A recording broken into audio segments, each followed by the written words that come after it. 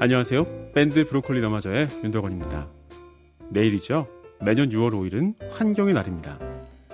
지구의 환경을 보존하기 위해서 모두 함께 노력하자고 다짐하는 날인데요.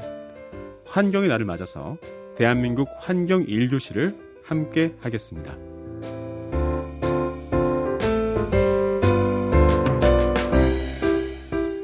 이 시간을 위해서 나와주신 분들을 소개해드릴게요. 먼저 서울시 교육청의 정지숙 장학관님입니다. 안녕하세요. 네, 안녕하세요. 서울시 교육청에서 생태환경 에너지 교육팀을 맡고 있는 정지숙입니다. 네, 반갑습니다. 그리고 모두를 위한 환경교육연구소의 장미정 대표님 반갑습니다. 네, 반갑습니다. 장미정입니다. 네, 그리고 부천 송내고등학교의 환경과목 안재정 선생님 반갑습니다. 예, 안녕하세요. 부천 송내고등학교에서 환경을 담당하고 있는 교사 안재정이라 합니다. 반갑습니다. 네, 반갑습니다. 끝으로 유닉 에디터 이소연님 반갑습니다.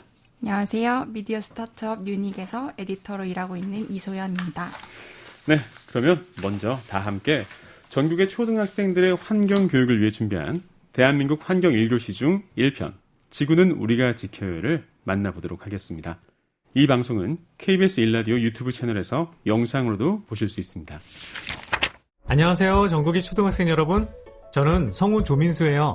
안녕하세요, 어린이 여러분. 저는 영화 옥자에서 돼지를 친구이자 가족으로 사랑하는 미자 역을 연기했던 배우 안서연이에요. 매년 6월 5일은 지구 환경의 소중함을 한 번 더 생각해보는 환경의 날인데요. 그래서 전국의 초등학생들과 지구를 사랑하는 방법에 대해서 알아보는 대한민국 환경 1교시를 마련했어요. 그 첫 번째 시간은 지구는 우리가 지켜요 편인데요. 우리 모두가 함께 살아가야 할 이 지구는 다른 누구도 아닌 우리 힘으로 지켜내야 되겠죠?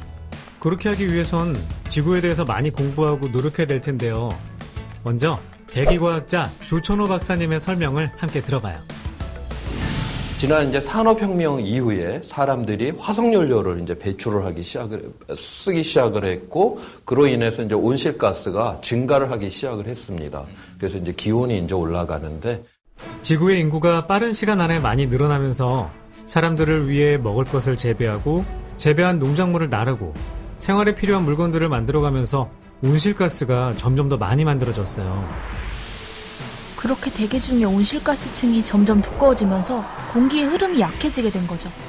그래서 미세먼지가 쌓여가고 지구가 점점 뜨거워지면서 극지방의 빙하가 녹고 바다의 온도가 올라가면서 무서운 태풍이 만들어지는 등 많은 기후위기가 찾아오게 된 거예요. 기후위기는 우리들의 생활에도 많은 어려움을 안겨주고 있죠. 관측 이후 100년 만에 가장 빨리 벚꽃이 핀 건데요. 1922년 관측 이후 100년 만에 가장 빠른 기록입니다. 지난달에는 기온이 워낙 높아서 유난히 꽃이 빨리 피더니 내일과 모레는 꽃샘추위입니다. 산불과 폭우, 가뭄과 폭설 같은 기후위기로 식물이 사라지면 그 식물을 먹고 사는 동물들이 위험에 처하고, 그렇게 된다면 결국 우리 사람도 살아가기 어려워지겠죠. 지난 40-50년 동안 야생동물의 60-70%가 사라지거나 멸종위기에 처해졌다고 해요. 사람뿐만 아니라 동물도 식물도 살아가기 어려운 세상은 정말 상상도 하기 싫은 세상인데요. 그렇게 되지 않기 위해서 우리는 모두 기후위기에 대해서 배워가야 하고, 기후위기를 막아내기 위해서 함께 힘을 모아야 해요. 어떻게 해야 하냐고요? 우리는 지구에서 함께 살아가고 있다는 것을 잊지 말아야 해요. 여러분은 지금 초등학생이죠? 하지만 초등학생이라고 생각을 말할 수 없는 건 아니잖아요? 여러분 한 사람 한 사람이 기후위기를 막기 위해서 목소리를 낸다면, 그리고 그 목소리가 하나로 뭉쳐진다면 세상을 바꿀 수 있는 우렁찬 함성이 만들어질 수 있어요.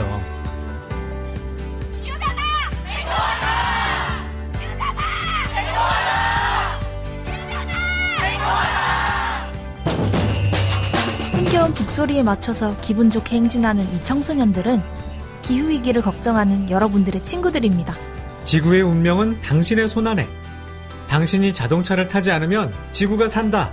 이런 피켓을 들고 당당히 거리를 행진하고 있네요. 청소년 기후행동활동가 김도연 학생을 만나볼까요? 우리나라가 공장을 짓고 지금 이 순간에도 석탄 화력발전소를 짓는 동안 남태평양의 섬나라들은 물에 잠기고 동남아시아 사람들은 태풍 그리고 이상기후로 삶의 터전을 잃고 있기 때문입니다. 대한민국 국민인 저에게 편리한 생활을 보장해주는 우리나라의 시스템이 지구 반대편 어떤 사람의 삶을 짓밟고 있다면 저는 그 시스템이 바뀌어야 한다고 생각합니다. 사실 기후위기를 고민한다는 건 나 혼자 편리하게 잘 살고 싶은 욕심을 버린다는 뜻이에요. 나 혼자가 아닌 우리 모두가 조금은 불편해도 함께 살아가자는 평화의 의미지요. 이런 마음을 가진 전 세계 청소년들이 기후위기를 막기 위해 행동하고 있어요. 스웨덴 스톡홀름에서 태어난 그레타 툰베리는 8살이 되었을 때 처음으로 기후변화에 대해서 알게 됐고 많은 궁금증을 품고 자랐다고 해요. 그러던 2018년 여름 우리나라에서도 111년 만에 기록적인 더위를 남겼던 그 해에 스웨덴은 262년 만에 가장 높은 기온을 기록했는데요. 폭염에 이어서 스웨덴 곳곳에서 산불이 일어나자 툰베리는 기후위기를 더 이상 지켜보기만 해선 안 된다는 생각을 해요. 그래서 스웨덴 국회의사당 앞에서 기후변화의 대책을 요구하는 1인 시위를 시작했어요. 당시 15살이었던 툰베리의 목소리는 조금씩 전 세계로 퍼졌고 툰베리의 진심 어린 호소에 많은 사람들은 귀를 기울이기 시작했어요. 그레타 툰베리는 2019년 UN 기후행동 정상회의에 참석해서 세계를 대표하는 각국의 정상들을 향해 이렇게 연설했어요. 사람들이 고통받고 있습니다. 죽어가고 있어요. 생태계 전체가 무너져 내리고 있습니다. 우리는 대멸종이 시작되는 지점에 있습니다. 그런데 여러분이 할 수 있는 이야기는 전부 돈과 끝없는 경제성장의 신화에 대한 것뿐입니다. 그레타 툰베리처럼 기후위기 대응을 위한 목소리를 내고 있는 서울 온곡초등학교의 생태발굴단 학생들을 함께 만나봐요. 6학년 이뉴주 학생이에요. 그레타 툰베리도 처음엔 혼자서 목소리를 내었지만 그녀의 용기와 행동에 수많은 사람들이 움직였잖아요. 저도 학생으로서 할 수 있는 작은 일부터 모든 일에 최선을 다하고 싶습니다. 어렸을 때는 북극곰을 위해서 우리가 할 수 있는 일에 대해서 배워보았는데 그때는 북극곰이 불쌍하고 걱정돼서였지 제 미래가 걱정되진 않았거든요. 근데 기후위기는 북극곰들만의 문제가 아니라 바로 우리 자신의 문제라는 것을 알게 되었습니다. 지속가능한 미래 우리 함께 만들어가요. 이렇게 우리가 사는 지구 환경에 대해서 또 우리 동네에 대해서 깨닫고 이해하고 실천하고 있는 청소년들이 늘어나자 어른들도 이에 대해 응답하기 시작했대요.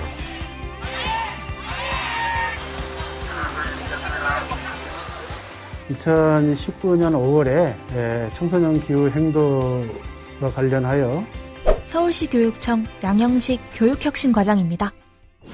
우리 청소년들이 서울시 교육청 교육감님께 교육청에서 이 심각성을 가지고 교육에 대한 부분들을 해줘야 되지 않겠느냐라는 요청을 했고 우리 교육청에서도 적극적으로 기후위기 관련 생태전환 교육을 하겠다라고 그걸 수용을 해서 생태전환 교육 중장기 계획이 수립되었습니다. 어린이 여러분, 이미 뜨거워진 지구를 되돌릴 수 있을까요? 시간을 거꾸로 되돌릴 수 있는 단 하나의 시계가 바로 환경위기 시계예요. 실제로 서유럽과 중동, 오세아니아와 남미의 여러 나라들은 환경오염을 막아서 환경위기 시계를 되돌리는 데 성공했어요. 우리도 위험 단계에 놓여있는 우리나라의 환경위기 시계를 안전단계로 되돌릴 수 있어요. 그렇게 되기 위해서는 한 사람 한 사람의 실천도 필요하지만 더 이상의 환경오염이 일어나지 않도록 세상을 향해 소리를 높여서 말해야 해요. 어린이 여러분은 이 지구에서 건강한 삶을 누릴 권리가 있어요. 그러니 누구든 지구를 아프게 하는 사람이 있다면 당당히 말하세요. 우리의 지구를 지켜달라고요. 파란 하늘과 쏟아지는 별을 계속 보고 싶어요.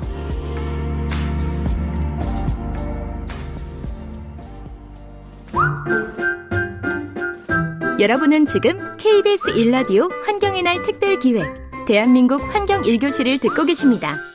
KBS 1라디오 유튜브 채널에서 영상으로도 보실 수 있습니다.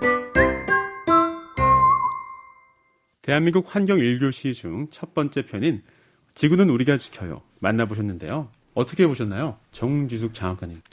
네. 스웨덴의 그레타 툰베리나 온곡초의 생태발굴단, 우리나라 청소년 기후소송단 등까지 어른인 내가 학생들에게 배워야 할 게 참 많구나라고 생각했습니다. 네. 이소연님. 되게 많이 존경스럽다고 생각했어요. 나오신 분들이 사실 아는 건 쉬운데 지키는 건 쉽지 않잖아요. 그렇죠. 근데 계신 곳에서 또 할 수 있는 시간 내에서 최선을 다해서 실천하고 계신 것 같아서 되게 존경스럽고 제가 많이 배워야겠다고 생각했습니다. 저도 사실 보면서 많이 느꼈던 것은 어린 친구들이 훨씬 더 환경에 대한 관심이 높구나라는 것들. 평소 생활에서도 제가 초등학생 자녀가 있는데 많이 느꼈었거든요. 그걸 영상으로 확인해서 의미 있는 시간이었던 것 같습니다. 선생님께서는 어떠세요? 안재정 선생님? 그 말에 동감하고요. 근데 좀 안타까운 거는 학년이 올라갈수록 아이들의 여유를 갖기가 좀 어려운 것 같아요. 그래서 초등학교 학생들은 좀 더 적극적이고 좀 더 이제 그런 다양한 활동들을 하는 거에 비해서 중고등학교로 올라갈수록 약간 좀 그런 모습이 조금 달리 퇴색되는 것 같아서 조금 아쉬움이 좀 남긴 했습니다. 아, 네. 근데 저희가 얘기를 나누다 보니까 이소연님께서 지구는 우리가 지켜요라는 제목이 사실 좀 아쉬웠다라는 말씀을 하셨어요. 네, 저는 지구를 지켜요라는 말이 조금 어색한 부분이 있다고 생각했어요. 저도 어렸을 때부터 환경보호, 지구가 아파요, 이런 얘기를 많이 듣고 자랐는데, 그냥 과학 시간에 얼핏 배웠던 걸 생각해보면 지구의 역사는 정말 수억 년의 역사를 가지고 있고 수많은 종의 탄생과 멸종과 그리고 지금은 예상할 수 없는 그런 폭넓은 해수면 상승, 기온 이런 변화를 다 겪고 살아남은 행성이잖아요. 네. 근데 우리가 지구를 지킨다는 말이 그래서 조금 안 맞지 않나. 사실 환경이 많이 무너진다면 멸종하게 되는 건 높은 확률로 그냥 우리인데 우리가 왜 지구를 지키지? 이런 생각이 들어서 조금 어색하다고 느꼈던 것 같아요. 그렇네요. 정말 크고 아주 길었던 지구의 역사를 생각하면 좀 인간이라는 존재가 좀 작다고 볼 수도 있을 것 같습니다. 이 영상 지구는 우리가 지켜요. 시작과 끝에 환경 위기 시계가 등장했는데요. 장미정 대표님께 여쭙겠습니다. 우리가 거꾸로 돌릴 수 있는 유일한 시계가 환경 위기 시계라고 하던데요. 네네. 환경위기 시계는 인류가 생존하면서 그 위기감을 시각으로 표현을 해본 거거든요. 근데 우리나라 같은 경우에는 환경시계가 작년에 2020년에 발표를 했을 때 9시 56분을 가리킨다는 발표가 있었어요. 근데 이게 1년 전에 비해서 10분이나 빨라진 시간이거든요. 그래도 다행이라고 할 수 있는 것은 이 시계는 환경 문제가 얼마나 심각한지 매년 조사를 통해서 발표를 하기 때문에 네. 정말 어렵지만 사회 전체가 노력을 하면 그 시계를 되돌릴 수 있는 것이 아주 불가능한 것은 아니죠. 가능할 수도 있는 건가요? 네.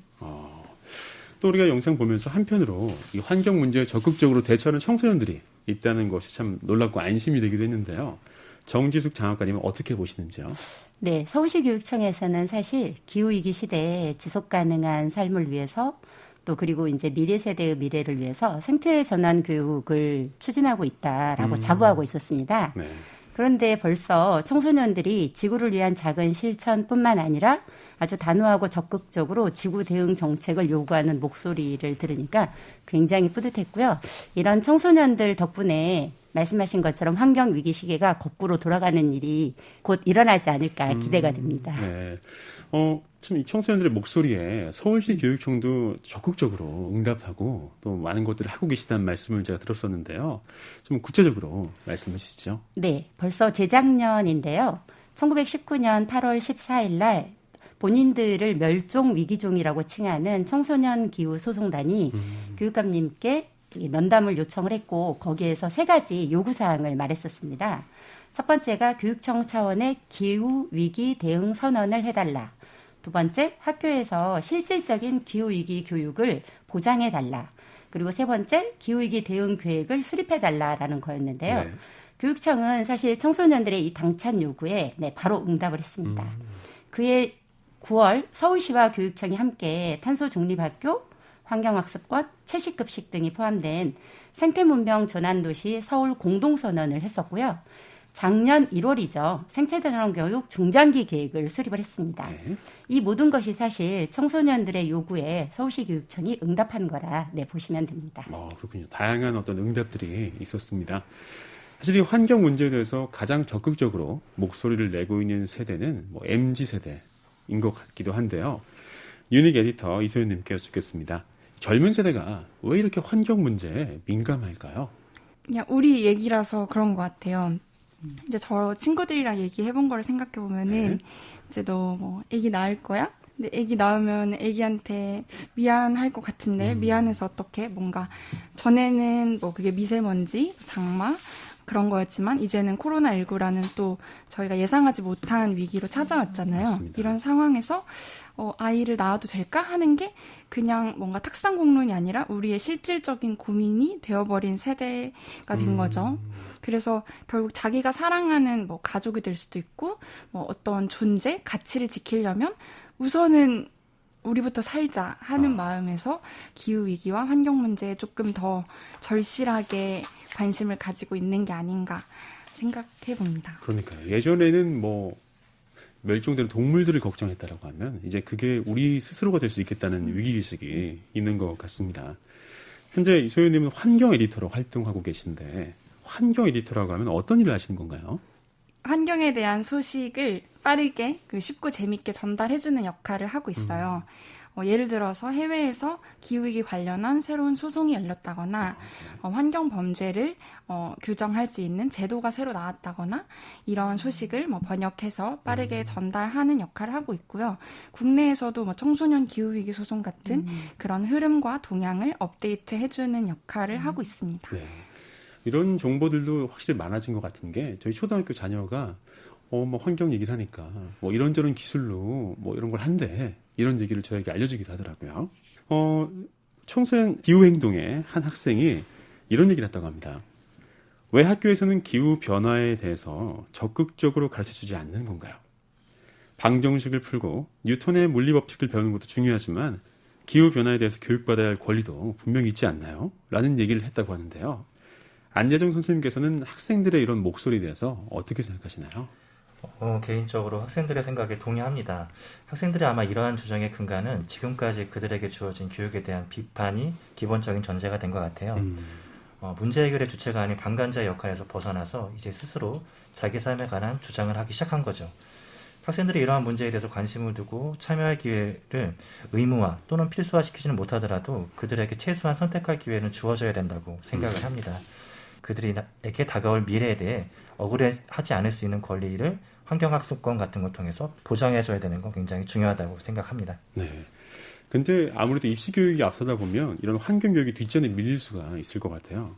만약 이런 것들, 환경교육이 뒷전으로 밀리는 것들에 대해서 학생들의 생각은 어떤가요? 학생들이 환경교육이 뒷전으로 밀리는 문제에 대한 반응은 없을 수 있어요. 왜냐하면 한 번도 앞전에 서본 적이 없었던 교육이니까요. 언제나 환경교육은 선택이었고 학생들의 눈앞에 강요된 성적이나 진학 등의 시급한 문제 속에서 후순위로 밀리는 경향이 학생들만의 탓이라고는 볼 수는 없는 것 같습니다. 우리가 교육이나 제도, 그런 여건을 못 만들어주고 있는 원인이 더 크다고 볼 수 있죠. 그래서 가끔 수업 시간에 영어나 수학 공부를 하는 학생들이 있는데 농담으로 약간 그런 말을 해요. 니들이 환경 문제를 그렇게 풀었으면 세상이 바뀌었을 거라고. 우리들이 학생들에게 지금 무엇을 시키고 있는지 교육계와 기성세대가 좀 깊이 있게 이번 기회를 통해서 반성했으면 좋겠습니다. 네, 저도 좀 뜨끔해지는 기성세대로서 말씀드렸습니다. 이제 환경이 곧 우리 생존의 문제가 된 시대가 정말 눈앞에 왔다고 할 수 있을 것 같은데요. 모두를 위한 환경교육연구소의 장미정 대표님께 이 얘기 좀 여쭙고 싶습니다. 네, 오늘 청소년 얘기도 그렇고 우리가 기성세대들이 반성하는 그런 시간인 것 같은데요. 청소년들이 이야기하는 환경학습권은 정말 중요한 권리라는 생각이 듭니다. 여러 가지 우리 인간이 가지고 있는 권리가 있지만 특히 이제 기성세대들이라고 이제 앞에서 표현했던 우리들은 환경 문제가 심각하고 환경이 중요하다고 이렇게 얘기를 하면서도 당장 펼쳐지지 않은 일을 넘기거나 외면해 왔던 것이 사실이고요. 그런데 이제 지금 우리한테 닥쳐온 환경 위기, 또 기후위기 이런 것들은 우리들이 지금 하고 있는 행동이 1년 뒤에 또 10년 뒤에 100년 뒤에도 영향을 미칠 수가 있기 때문에 우리가 어떤 미래를 살 것인지 지금 결정하고 행동해야 된다는 점에서 굉장히 어려운 일이긴 합니다. 그렇지만 미래에 일어날 생존의 문제로 우리가 인식을 무겁게 하고 판단을 하는 게 매우 중요할 것 같고요. 그래서 이제 청소년들처럼 가장 시급하고 중요한 것이 무엇인지 알고 자신들의 일로 받아들이고 목소리를 내는 것, 이것을 우리 어른들이 배워야 한다고 생각을 해봅니다. 네. 아이들 학습권도 얘기했습니다만 어른들도 많이 배워야겠습니다. 이 환경 교육에 대한 시각, 이 시각에 따라서 세대를 구별할 수도 있을 것 같다는 생각이 드는데요. 아무래도 환경 교육을 아예 받지 못한 세대가 우리 한국 사회에 더 많은 비중을 차지하고 있을 것 같은데요. 어떻게 생각하시나요? 사실 비중이랄 것도 없는 것 같아요. 이제 어떤 세대가 더 많이 받았고 안 받았다 얘기하기에는 너무 우리 부모님 세대들부터는 환경교육이랄 것을 받은 게 별로 없죠. 그래서 그냥 절약교육이라거나 아니면 더구나 이제 급속도로 개발하고 성장하는 과정을 경험했던 세대이기 때문에 그 이후에 따라오는 오염이나 문제들은 외면하고 싶었을 수도 있다는 생각을 해봅니다. 지금 이제 사실 90년대 중반부터 중고등학교 환경 교과도 생기고 그랬지만 지금 여기 안재정 선생님 같이 되게 좋은 환경 교사분들이 많으셨었는데 그거를 이제 우리가 개발 이런 거에 밀려서 거의 멸종위기 종이다 우리 교사들은 환경 교사들은 이런 얘기들을 해야 할 정도로 되게 사실 선택도 잘 안 하고 학교들이 그리고 체계적으로 환경 교육을 만들 수 있는 그런 교사들이 설 자리가 적었던 게 사실이거든요. 그런데 이제 다시 환경 위기가 이렇게 심각해지니까 12년 만에 환경 교사를 새로 뽑게 됐어요. 그래서 이게 마냥 반가워할 수는 없는 일인데 그래도 다시 이제 새로운 출발을 할 수 있다라는 점에서 환영할 만하다고 생각하고요. 그간의 환경 교육은 사실 학교 밖에서 역할을 하면서 의식 있는 환경 교사들을 중심으로 명맥을 이어왔다라고 그런 정도로 좀 얘기해 볼 수 있을 것 같습니다. 그렇군요. 네. 그러면 현업에 계신 안재정 선생님께서 좀 대답하실 수 있을 것 같은데요. 지금 현재 학교에서 환경 수업이라고 하면 어떤 모습으로 진행되고 있는지 궁금합니다. 환경 수업은 가르치는 교사에 따라서 굉장히 다양한 형태로 이루어지는 것 같습니다. 소위 이야기되는 내신과 수능과 동떨어진 과목이기 때문에 그런 건데요. 이러한 과목이 갖는 의미에 대해서는 이 방송을 듣고 계신 분들이 아마 학창시절 때 더 잘 의미를 이해하고 있으리라고 믿습니다. 그래서 약간 자유로운 면이 있고요. 비록 현실적인 여건으로 제도적인 실천을 이끌어내는 데는 한계가 좀 있지만 다양한 수업과 삶과 관련된 환경 문제를 통합적으로 설명하고 그러한 과정에서 약간의 자유인의 실천을 이끌어내기도 하는 것 같아요. 네. 그리고 그 중에서 제가 하는 수업은 환경과학과 약간의 인문사회, 자연과학에 대한 이런 이해를 바탕으로 미래의 인공지능이나 VR, 드론 또는 흔히 얘기하는 데이터 사이언스 같은 새로운 과학기술을 접목해서 환경교육을 시도하는 그런 노력을 하고 있습니다. 환경교육이 자연에 대한 체험과 감수성을 함양하는 교육도 필요하지만 미래의 새로운 모델로서 좀 자리매김하기 위해선 기존의 이런 분과적인 교과들이 하지 못하는 그런 통합성과 미래의 변화를 선도하는 그런 모습을 보여줘야 된다고 생각하고 있고 환경 문제 해결에 자발적으로 참여할 수 있는 그런 학생들은 그렇게 만들어질 수 있지 않을까 기대를 갖고 있습니다. 네. 그럼 이소연님께서는 혹시 학교 다니실 때 환경교육을 받으셨나요? 아니요. 저는 받은 기억이 없습니다. 그러면 어떤 계기로 이 환경의 중요성과 환경운동의 필요성을 깨닫게 되셨는지 궁금한데요. 저는 사실 대학교 초 때까지만 해도 환경 문제에 관심도 없었고 이게 문제라는 사실도 인지하지 못하고 있었어요. 근데 그냥 되게 평범하게 인문학 책 유발 하라리 사피엔스라는 책을 읽다가 한 문장이 딱 들어왔어요. 그러니까 인간이 지나간 자리에는 동물과 식물이 모두 죽었다. 그리고 호모 사피엔스가 살아남았다.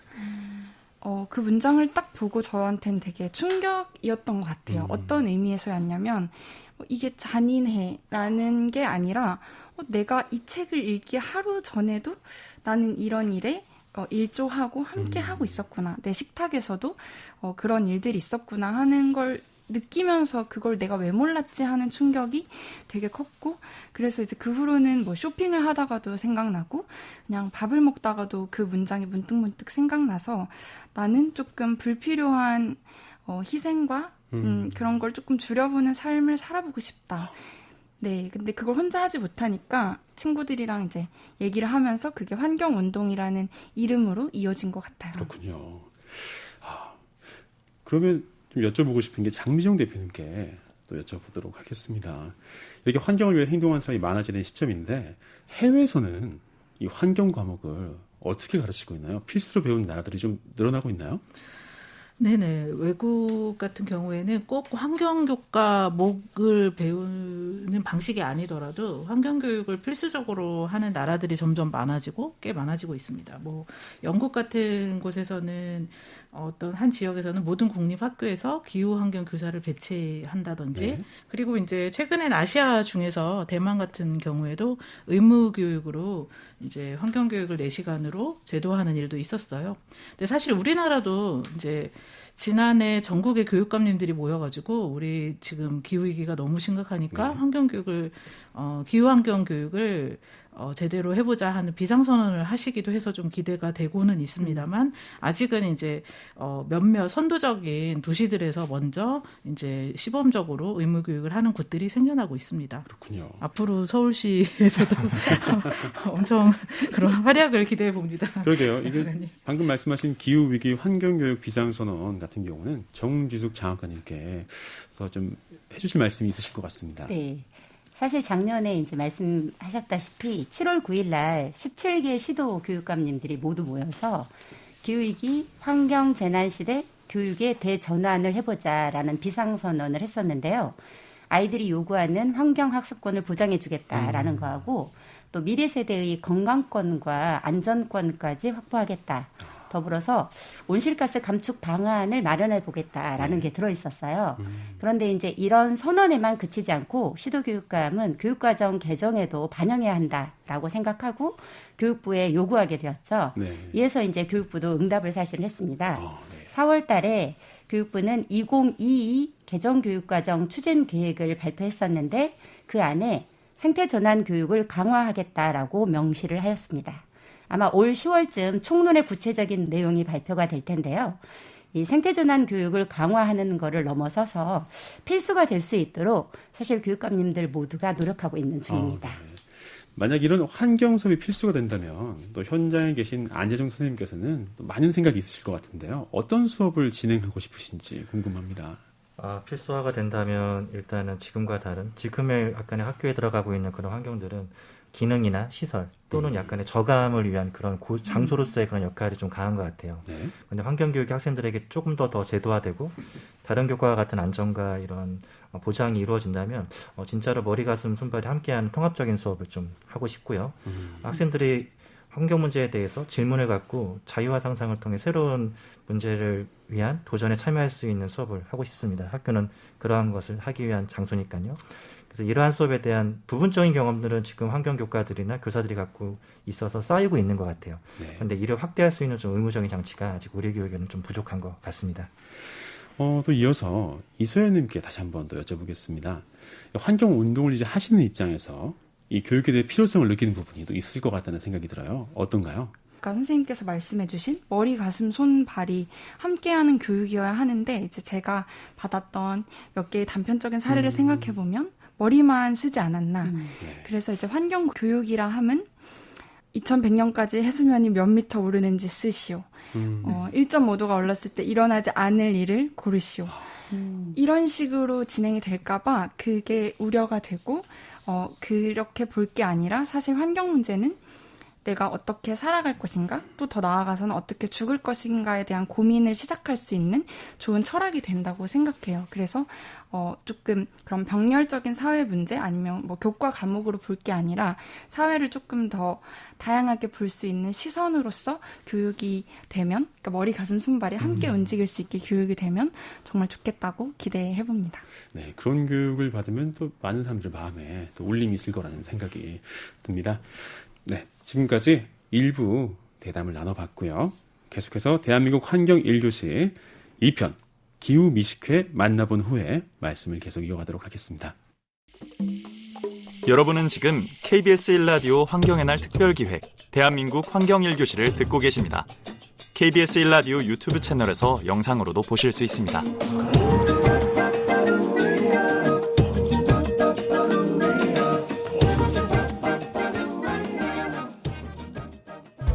전국의 초등학생 여러분 반가워요. 성우 조민수입니다. 안녕하세요 어린이 여러분. 배우 안서연입니다. 전국의 초등학생들과 함께 지구 환경 문제를 생각해보는 대한민국 환경 1교시인데요. 두 번째 이야기는 기후 미식회예요. 근데 아까부터 어디서 소방차 소리가 들리는 것 같지 않아요? 여러분, 만약에 여러분 집에 불이 났다면 어떻게 하시겠어요? 어떡하긴요. 빨리 불부터 꺼야죠. 맞아요. 빨리 불부터 꺼야죠. 만약에 우리가 살고 있는 이 지구도 불타오르고 있다면 서둘러서 그 불을 꺼야 하겠죠? 그럼 기후위기로 인해 점점 뜨거워지는 지구를 구해낼 방법, 우리 함께 생각해봐요. 우리는 기후위기의 원인이 두꺼워진 온실가스층 때문이라는 걸 알고 있어요. 본래 온실가스층은 지구의 온도를 적당하게 유지시켜주는 좋은 역할을 해왔는데요. 산업이 발달하면서 온실가스층이 급속도로 두꺼워졌고 온실가스층이 지구를 둘러싸면서 점점 지구가 뜨거워지게 된 거죠. 그렇다면 어떤 것들이 온실가스층을 두껍게 만들고 있는지 알아볼까요? 어린이 여러분도 한번 생각해보세요. 교통수단의 발달? 석탄발전소의 연기? 모두 맞지만 그 중에서 가축을 키우는 과정에서 발생하는 온실가스가 많은 비중을 차지하고 있대요. 육식을 위해 가축을 키우는 과정에서 온실가스가 발생하는 걸 여러분은 알고 있었나요? 우선 가축을 키우기 위해서는 가축에게 줄 먹이가 필요하겠죠.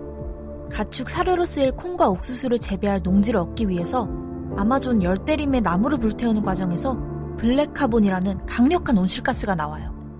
또 사료작물을 멀리 운송하는 과정이나 가축을 사육하는 과정에서도 온실가스가 많이 발생하고요. 가축의 몸에서 나오는 메탄가스는 이산화탄소보다 20배나 강력한 온실가스예요. 이렇다 보니 전 세계 모든 교통수단, 그러니까 전 세계의 모든 자동차, 기차, 비행기, 배 등에서 나오는 온실가스를 다 합친 것보다 더 많은 온실가스가 축산업에서 나온다는 연구가 유엔에서 발표됐어요. 그리고 또 한 가지 채식은 사람에게 인권이 있는 것처럼 동물에게도 자유로울 권리가 필요하다는 점을 생각할 기회가 되기도 해요. 공장식 축산을 반대하는 마음에서 채식을 하고 있는 친구 만나볼까요? 저는 경기 서정초 5학년 3반에서 수업을 듣는 평범한 학생 류채원이라고 합니다. 저희 학교에서 책을 읽어주시는 학부모라는 코너 같은 게 있어요. 그래서 돼지 이야기라는 그 책을 읽어주셨는데 책에서 약간 공장식 축산이랑 돼지들을 너무 좁은 공간에다가 여러 마리를 가둬둔다는 사실이랑 2011년에 뭐 돼지 살처분하고 그런 얘기 담겨 있어서 병에 걸려도 막 모든 애들을 다 죽이고 땅에 묻어버리고 막 그런 거에 되게 충격을 받았어요. 유리 작가의 돼지 이야기는 우리나라의 구제역 파동과 돼지의 공장식 사육의 현실을 그린 그림책이에요. 그전에는 그냥 고기를 그냥 맛있고 먹고 막 그러기만 그냥 했는데 그렇게 그 책을 읽고 나서는 약간 너무 이건 아닌 것 같다라는 생각이 들어서 채식을 하게 됐어요. 류채원 학생은 사람을 위해서 가축을 키울 수밖에 없는 상황이지만 가축의 기본적인 행복과 무엇보다 고통받지 않을 권리는 지켜줘야 한다는 생각을 했어요. 고기를 먹지 않고 채소만 먹게 된다면 식탁이 너무 단조로워지지 않을까? 여러분도 궁금하시죠? 채식주의자가 샐러드만 먹는다고 흔히 생각하고 실제로 그런 것만 먹는 게 아니고 여러 가지 선택사항이 있고 아니면 곡식 같은 걸로도 정말 맛있는 것들이 많다라는 걸 알려주고 싶어요. 저도 영화 옥자에서 돼지를 친구 혹은 그 이상의 가족으로 함께하는 역할을 연기했는데요. 촬영을 하면서 인간들이 동물들을 이렇게까지 고통받게 하고 고기를 먹을 자격이 있을까? 이런 생각들을 해볼 수 있는 기회가 되었어요. 와, 진짜 그렇겠어요. 이렇게 갖고 놀아. 싸우지 마도 있다. 살아있는 진짜 돼지를 만나고 그 돼지와 친구가 되면 돼지를 단순히 먹기 위한 대상으로만 볼 수는 없을 거예요. 꼭 육식 대신 채식만 해야 된다는 건 아니에요. 고기를 먹는 일이 비난의 대상이 되는 것도 아니에요. 다만 고기 대신 채식을 선택한다면 우리가 무엇을 얻을 수 있는지 생각해보자는 거예요. 직업환경 전문의 이희철 선생님이 채식을 했을 때의 좋은 점에 대해서 이렇게 설명해주고 있어요. 식물성 식품을 많이 먹게 되면은 그 안에 다양한 비타민과 미네랄, 항산화 성분들을 먹을 수가 있게 되고 그리고 식이섬유를 많이 먹을 수가 있게 됩니다. 변비 이런 것들을 생기지 않게 하고 장내에 우리 몸에 유익한 균들이 식이섬유를 먹고 굉장히 많이 증식이 되고 그로 인해서 기분도 좋아지고 면역 기능을 정상화시켜주는 역할을 해줍니다. 유럽의 많은 나라들에서는 이제 학생들에게 먹는 음식이 환경에 미치는 영향을 가르치면서 프랑스의 경우에는 주 1회 채식 급식을 제공하던 것을 이제 주 2회 채식으로 더 확대하려고 하고 있고, 포르투갈의 경우에는 2018년도에 법을 제정해서 채식을 원하는 학생들이 있을 경우에 반드시 학교에서 채식, 완전 채식 메뉴를 제공하도록 그 의무를 부여하고 있습니다.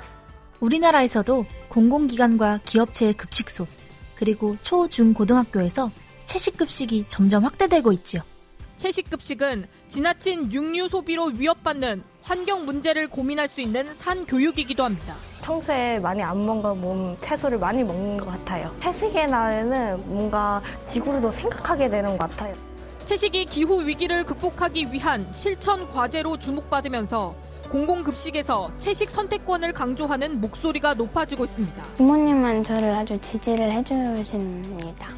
채식을 여러분이 한 일주일에 하루라도 한번 정해서 해보시는 것도 나쁘지 않을 것 같고, 그러지 않더라도 그렇게 동물들을 좀 응원해주는 마음을 좀 가지셨으면 좋겠습니다.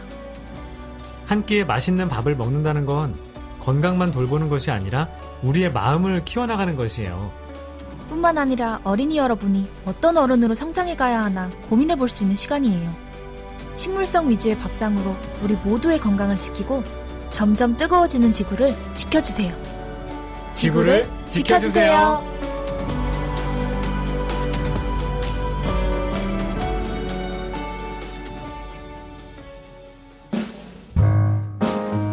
KBS 일라디오 환경의 날 특별기획 대한민국 환경 1교시 진행의 가수 윤덕원, 정지숙 서울시 교육청 장학관, 장미정 모두를 위한 환경교육 연구소 대표, 안재정 송내고 환경교사, 이소연 유닉 에디터와 함께하고 계십니다.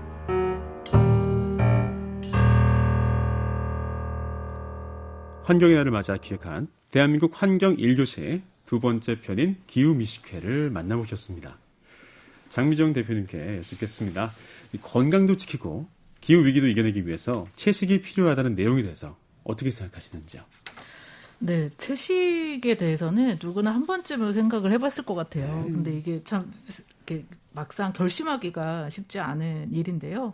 근데 이제 채식의 동기가 다양해지고 있어요. 예전에는 종교적 신념이나 개인적 선호 아니면 건강 문제 때문에 채식을 얘기를 했었다고 하면, 지금은 동물권 그리고 환경 보호, 또 최근에는 기후 문제나 생물 다양성 문제, 이런 걸로 이제 윤리적인 동기가 확대되고 있기 때문에 더 많은 사람들이 참여할 수 있고 또 참여하는 동기가 생기고, 그로 인해 또 큰 변화들도 만들어지고 있는 것 같습니다. 장미정 대표님이 쓰신 책 뜨거운 지구 열차를 멈추기 위해서 보면, 사람들이 비건이 된다면 기후 변화를 막는 데도 큰 도움이 될 것이다 라고 언급하시기도 했는데요. 정말 그런가요? 실제로 기후변화를 막을 최선의 실천이 채식이다라고 말하는 사람들이 있을 정도로 그 힘이 대단하더라고요. 저도 이제 자료를 보다가 알게 됐는데, 가축을 기르는 과정에서 그 전체 지구가 배출하는 배출량의 15%나 그 배출이 된다고 해요. 근데 꼭 가축을 기르는 과정뿐만 아니라 뭐 사료를 재배하고 뭐 여러 가지 과정을 더 고려하면 더 많아지죠. 그 퍼센테이지가. 온실가스 감소가 효과가 있다는 말씀이시죠. 네. 그런데 이런 게 이제 사실은 개인의 자발적인 참여를 넘어서서 사회 문화적으로 시스템이 좀 더 받쳐주면 이런 힘들을 더 발휘할 수 있고 우리 시민들도 더 참여할 수 있을 것 같습니다. 네. 정지숙 장학관님께 여쭙겠습니다. 근데 제가 듣기로는 이 같은 맥락에서 서울시 초중고등학교에서 채식 급식이 점점 확대되고 있다라는 얘기 들었는데요. 네. 사실 이 기후 먹거리와 관련해서 작년에 생태전환 교육을 할 때 채식을 하겠다라는 내용이 사실은 포함이 되어 있었어요. 그렇지만 뭐 몇 번을 하는지에 대한 거는 없었죠. 그럼에도 불구하고 언론에서 가장 관심이 많았던 거는 뭐 생태전환 교육의 다른 거에는 거의 관심이 없었고, 채식과 관련된 부분에서는 엄청난 관심이 있었거든요. 그만큼 성장기 학생들의 건강을 우려하는 어른들 때문이라고 사실은 생각을 했는데, 올해 저희가 한 번 더 사실은 발표를 했어요. 그래서 한 달에 2끼 정도는 채식급식을 하자. 학교의 자발적인 참여를 권장한다라고 이야기했는데, 생각보다 많은 학교에서 참여하고 있는 걸로 알고 있고요. 아마 내년부터는 자연스럽게 뭐 일주일에 한 번 정도로 확대되지 않을까 기대하고 있습니다. 너무 좋네요. 근데 안재정 선생님께 여쭈고 싶은 부분이 있는데요. 학생들에게 요즘 기후 위기를 위해서도 채식을 좀 해보자라고 권하거나 그 얘기를 알렸을 때 좀 받아들이기 힘들어하는 학생도 있을 것 같아요. 예, 그리고 그럴 것이 얼마 전에 아이돌 그룹 중에 올해 있을 기후변화 당사국총회에 앞서 지구를 위한 참여를 호소했던 영상을 올린 그런 가수들이 있었는데요. 이 영상을 수업 시간에 보여주고 학생들에게 이제 지구를 위해서 함께 참여한다는 의미에서 오늘 점심부터 자발적으로 채식을 해보자 이런 제안을 했는데 급 정색을 하더라고요. 그래서 학생들에게 뭔가 불편함과 욕구를 억제하는 요구는 좀 단기적으로는 가능할 수 있을 것 같긴 하지만 장기적으로는 학생들에게 니즈를 충족시키는 그런 방안이 필요한 것 같습니다. 쉽게 얘기하면 채식이 맛있어야겠죠. 그래 학생들에게 채식을 하자라는 권유를 할 수 있는 것 같고 요즘 아이들은 지구를 위한 동정에 호소하기보다는 합리적인 대안을 제시하고 그거를 가지고 설득할 때 좀 더 잘 참여하는 것 같습니다. 네. 방송에서도 채식을 하는 유채원 학생 얘기가 나왔는데요. 이소연님께 여쭙겠습니다. 우리 사회에서 아직까지 채식주의자로 사는 게 좀 어려움이 많을 것 같은데 이 점에 대해서 어떻게 생각하시나요? 크게 어려움이 두 가지가 있는 것 같아요. 첫째는 정신적인 거, 둘째는 물리적인 거. 먼저 첫째 정신적인 거는 누가 만들어둔 건지 모르겠지만 채식주의자는 극단적으로 순수하고 착하고 옳은 삶만 살 것 같다는 그런 인식이 있는 것 같아요. 사실 다이어트 매일 시도하고 매일 실패하듯이 그렇게 편하게 할 수 있는 게 저는 채식이라고 생각하거든요. 저도 매일 도전하고 또 실패할 때도 있고요. 근데 뭔가 채식을 하면 너 왜 상추는 안 불쌍하니? 고기를 어쩔 먹으면 고기는 왜 먹어? 너 채식주의자라면서 이렇게 하는 그런 누군가 만들어 놓은 프레임, 아마 육식주의 프레임 만들어 둔 거겠죠. 그런 굴레가 사실 제일 힘들다고 생각하고 물리적인 거는 말씀하신 것처럼 맛있는 음식을 싸고 편하게 구할 수 있어야 되는데 그 점이 점점 개선되고 있지만 아직까지는 육식 제품을 구하는 것만큼 쉽지는 않다. 그렇죠. 그 점이 또 어려움인 것 같습니다. 네. 근데 그런 어려움 속에서도 채식을 이어나가다 보면 보람도 있을 것 같아요. 네, 보람이 엄청 크죠. 제가 생각하는 채식은 이게 먹는 자리에서 일어나는 대화이고 소재이기 때문에 되게 강력한 힘을 가지고 있다고 생각해요. 문화적으로도 힘이 되게 세고요. 그래서 제가 일단 친구들을 만나서 그날 한 끼를 채식을 한다는 거에서 의미가 있을 수도 있고 그 친구들이 다른 자리에 가서 내 친구 중에 채식하는 애 있더라 라고 얘기하는 그 먹는 자리에서 일어나는 대화가 가진 힘이 강력하다고 생각하기 때문에 저는 매일같이 채식에 도전하고 있다라는 그 사실만으로도 되게 보람차고 어떠한 환경운동보다도 사실 강력하다고 믿고 있습니다. 이 채식 얘기를 하다 보면 또 이 동물권에 대한 얘기도 빠질 수가 없을 것 같은데요. 장미정 대표님께 여쭙겠습니다. 이 동물권에 대한 교육도 좀 필요하지 않을까요, 앞으로는요?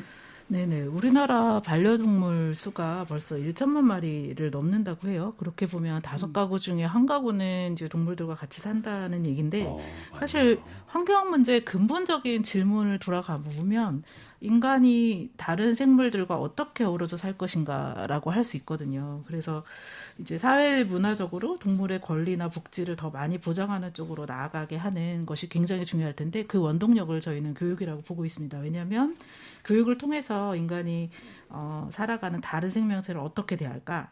또 인간의 행위가 동물에게 어떤 영향을 미칠까? 이런 것들을 같이 질문해보고 답을 해나가는 것이 굉장히 중요하고 그게 지금 확산되고 있는 추세입니다. 네. 안재정 선생님께도 여쭙겠습니다. 이 어린아이나 청소년처럼 감수성이 예민할 때 사실 이 동물권 교육을 하면 더 좋을 것 같기도 하고 또 필요할 것 같기도 하거든요. 어떻게 생각하시나요?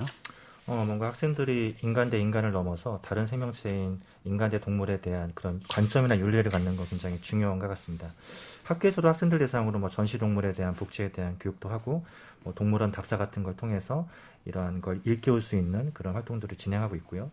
봉사활동으로 캠핑활동을 신청한 학생들이 저희 학교 같은 경우는 전교생의 4분의 1 정도가 넘을 정도로 굉장히 많은 학생들이 이제 관심을 보이고 있는데 하지만 이러한 관심이 나와 관련된 생물체에 좀 머물러 있는 한계가 있는 것 같아요. 아직도 학교에서 지나가는 개미를 괴롭히거나 죽이는 학생들을 종종 볼 수 있거든요. 그 학생들이 바라보는 생명의 범위를 좀 확대하는 건 굉장히 중요한 것 같고, 집에서 키우는 반려동물도 아끼지만 길에서 만나는 또 다른 생명체인 개미들도 죽여서는 안 된다, 이런 생각을 좀 가질 수 있는 그런 교육들이 체계적으로 이루어졌으면 좋겠습니다. 네, 한번 생각해볼 문제인 것 같습니다. 또 정지숙 장학관님께 여쭙고 싶은 부분이 있는데요. 이런 학교의 교육들, 네. 그리고 채식에 대한 여러 가지 논의들이 있습니다만, 또 사회적으로 채식에 대한 저항이 좀 있을 수가 있고, 아까도 아이들 급식에 대해서 말들이 많았다고 네. 얘기 들었던 것 같은데요. 이 시간을 통해서 전하고 싶은 말씀이 있다면 어떤 게 있을까요? 네. 사실 부모님들의 걱정은 학교도 알고 있고 영양교사도 굉장히 고민하고 있는 사항이거든요.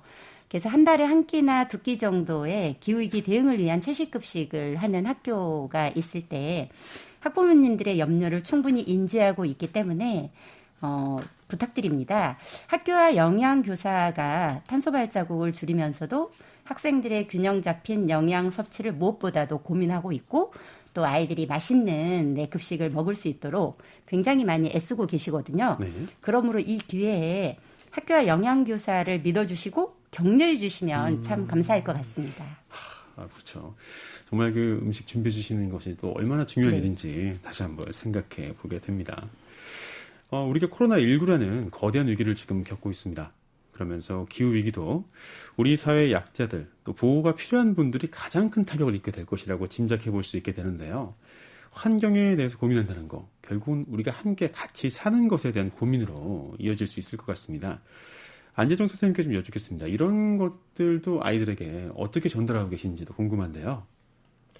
수업을 통해서 우리 사회가 이제 사람 대 사람을 대하는 법, 그리고 사람 대 자연, 강자와 약자, 소위 얘기하는 선진국과 개도국을 대하는 방식들을 좀 다양하고 통합적으로 좀 보여줬으면 좋겠어요. 그들은 기성세대가 만들어가는 사회와 과학기술을 보고 있음을 좀 우리가 기억했으면 좋겠고, 툰베리 이후의 다음 세대는 이러한 그들의 요구를 더 이상 말로만 전달하지 않을 수 있겠다, 이런 위기감을 기성세대로서 좀 가지면 좋을 것 같습니다. 네, 그렇죠. 좀 학생들이라고 저희가 무시하거나 혹은 뭐 간과할 것이 아니라 그들의 얘기에도 귀를 기울여야 할 것 같습니다. 이제 슬슬 마무리할 시간이 다가오는 것 같은데요. 안재정 선생님은 이 시간을 빌어서 꼭 하시고 싶은 말씀이 있다고 들었습니다.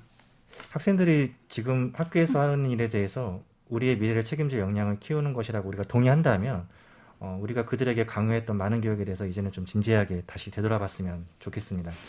인공지능으로 좀 대변되는 지식사회의 전환과 생태위기로 대변되는 지속 불가능성의 확대 속에서 학생들이 학교에서 무엇을 연습하고 고민해야 하면서 교육을 받아야 할지에 대해서 이번 코로나 사태를 통해서 우리가 좀 성찰했으면 좋겠고요. 전국의 99% 이상 되는 학생들이 제대로 된 환경교육 한번 받아보지 못하고 학교 생활을 마치는 것은 우리의 미래를 불행하게 만드는 시작인 것 같습니다. 그래서 학생들에게 이러한 교육을 받을 수 있는 선택권을 주고 선택해본 사람만이 또 다른 선택을 할 수 있는 그런 여유를 가질 수 있는 교육의 좀 전환이 이루어졌으면 좋겠습니다. 네, 좋은 말씀 감사합니다. 그리고 장미정 대표님, 기후위기가 세대 간의 갈등으로 이어질 수 있을 것 같다는 짐작들이 있습니다. 이전 세대 그리고 미래 세대 함께 이 어려움을 이겨내기 위해서 어떤 마음을 가지면 좋을까요? 네네. 사실 미래 세대라고 하기에는 현재를 같이 살고 있기 때문에 사실은 미래를 살아갈 현재 세대라고 얘기를 해야 될 것 같은데, 그 친구들이 건강한 미래를 두둑받은 것이나 다름없다라고 느끼는 게 너무나 당연하고, 그 몫은 거의 전적으로 어른들의 책임이다 보니 사실은 그냥 미안해할 일인 것 같아요. 갈등이라기보단. 그래서 최악의 시나리오로 가지 않도록 우리가 노력을 하면서 이제 조금 늦게 우리가 해서 어쩔 수 없이 많은 짐을 이제 다음 세대한테 주는 거에 대해서 좀 사과를 하고 용서를 구할 부분인 것 같아요. 그런 의미에서 이제 저도 이제 제가 할 수 있는 일을 할 텐데, 이제 제가 하고 있는 환경 교육은 사실 어떻게 살 것인가에 대한 답을 찾아가는 교육이라고 생각을 합니다. 그래서 우리가 작든 크든 개개인의 생애에서 좋은 영향을 서로 주고받고, 그리고 그것을 통해서 사회 구조적인 변화까지도 만들어가는 일이라고 생각해요. 그래서 환경 교육하면 다들 불편해 이렇게 하는데, 그럼 불편한 진실을 감내하라고 강요하는 게 아니라 좀 자부심을 줄 수 있는 그런 교육이 되도록 노력하고, 또 그런 세대 간의 갈등도 우리가 같이 실천하고 행동하면서 넘어설 수 있지 않을까, 그렇게 생각하고 있습니다. 네, 감사합니다. 이소연님께도 여쭙겠습니다. 사실 그동안은 환경을 지키기 위해서 개인이 실천해야 된다 하고 개인의 실천을 강조하는 분위기였는데요. 어떻게 달라지면 좋을까요? 저는 뭐 개인의 윤리, 뭐 양심, 실천에 기대는 환경운동이 솔직히 너무 싫어요. 그러니까 저도 텀블러, 뭐 도시락통, 수저, 손수건 이런 거 다 챙겨 다니는 거 진짜 너무 귀찮거든요. 네. 근데 왜 이 귀찮음을 내가 다 감수해야 되지? 그리고 그렇지 않은 사람은 왜 묘한 죄책감을 가지면서 살아야 되지? 이런 게 사실 되게 화가 나거든요. 근데 사실 이 화도 환경운동의 동력 삼아서 기업이나 정부한테 니네 왜 빨리 안 바꿔? 우리 편하게 살고 싶다. 환경에 나쁜 영향 안 끼치면서 살고 싶다라고 메시지를 전달할 수 있고, 사실 빨대를 쓸 때 누가 이렇게 바다 거북이를 죽이고 싶어서 빨대를 쓰겠어요? 그냥 편하게 쓰는 거잖아요. 네. 저는 모든 사람들이 자신의 일상생활을 그냥 평범하게 살아가면서도 지구에 나쁜 영향을 안 미칠 수 있게 정부나 기업, 그러니까 좀 더 구조적인 변화가 당장 필요한 때라고 생각을 합니다. 그래서 네. 더 이상 개인의 실천을 강조하거나 강요하지 않았으면 좋겠어요. 맞습니다. 개인의 윤리에만 너무 강조하다 보면 사실 또 여러 가지 어려움이 생기기 마련이기도 하죠. 그리고 서울시교육청의 정지숙 장학관님도 이제 오늘 마무리하면서 또 한 말씀 부탁드리겠습니다. 네. 이야기를 들어보니 선생님도 그렇고 이제 대표님도 그렇고 에디터님도 그렇고 교육청에서 해야 할 일이 굉장히 많다라는 생각을 하게 됐고요. 내년도, 내후년도 생태전환 교육과 관련해서 이 학생들이 만족감을 느낄 때까지 네. 또 온실가스 감축이나 또는 기후변화 적응과 관련된 교육까지도 좀 폭넓게 다뤄야겠다라는 생각을 하게 됐습니다. 감사합니다. 네, 오늘 네 분 모시고 환경에 대한 의미 있는 얘기 많이 나눠봤습니다. 우리가 그동안 간과하고 있던 환경에 대한 경각심뿐만 아니라 앞으로 어떤 식으로 우리가 환경을 보호하고 실천할 수 있을지 생각해 볼 수 있는 좋은 자리였다고 생각이 되고요. 많은 분들께도 마음속에 울림이 있는 시간이었으면 좋겠습니다. 지금까지 KBS 1라디오 환경의 날 특집 대한민국 환경 1교시였습니다. 고맙습니다.